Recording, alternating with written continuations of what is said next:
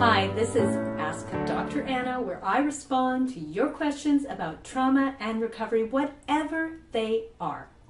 Today, Winona asks an important question we all need to consider. Let's read this one together.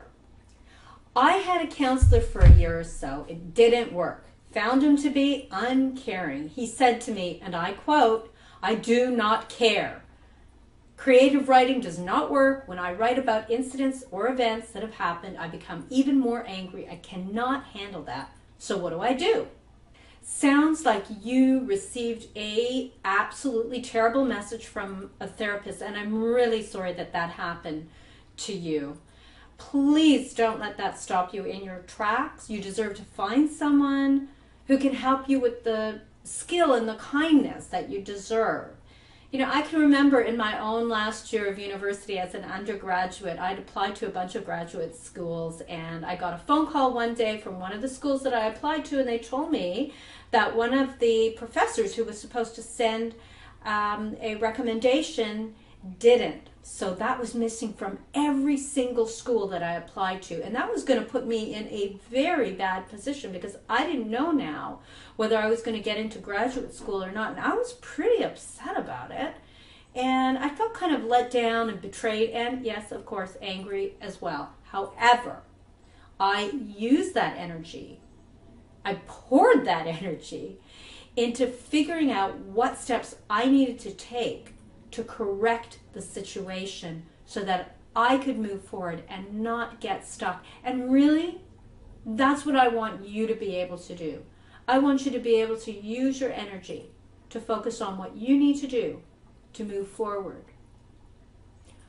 First, own your own growth and commit to it 100%. You know, when we have things that happen in our lives, really owning it and embracing it and saying, I can figure this out. I'm going to take the steps I need to. This is my reality today. Allows you to actually move forward. When we fight against something that's happened in our lives and we deny it or we suppress it, it tends to make it so difficult to move forward. So absolutely commit. Then take the time and look deeply inside of yourself at your own anger. Peel back the layers and ask yourself, who's really feeling and suffering this pain when I hold on to my anger? And finally, buy into the power of daily release. There is nobody I know who can feel really deeply upset and angry about something and just simply say, oh yeah, I'm not angry anymore. Just doesn't work that way. So what I really want you to be able to do is every time the anger surfaces, I want you to notice it.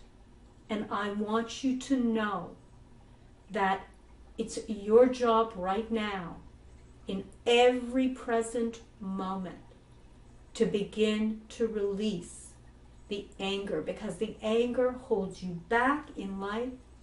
And if you ever wonder what you can do with all the extra energy in your life if you were not using it to grow, you're not using it to do what you really want to do, and instead you're using it to hold anger, and anger is stealing from you every day. So just contemplate that idea and use your energy to help you release. Use the energy of the anger whenever it bubbles to the surface to help you channel into something that is meaningful that will help you grow. So let's recap. Commit to you 100%. Look deeply at the core of your pain and ask yourself, who is suffering for this? And 3, focus on releasing every time anger bubbles up to the surface. Hope these videos are useful for you. Make every day count in your post-traumatic growth and recovery.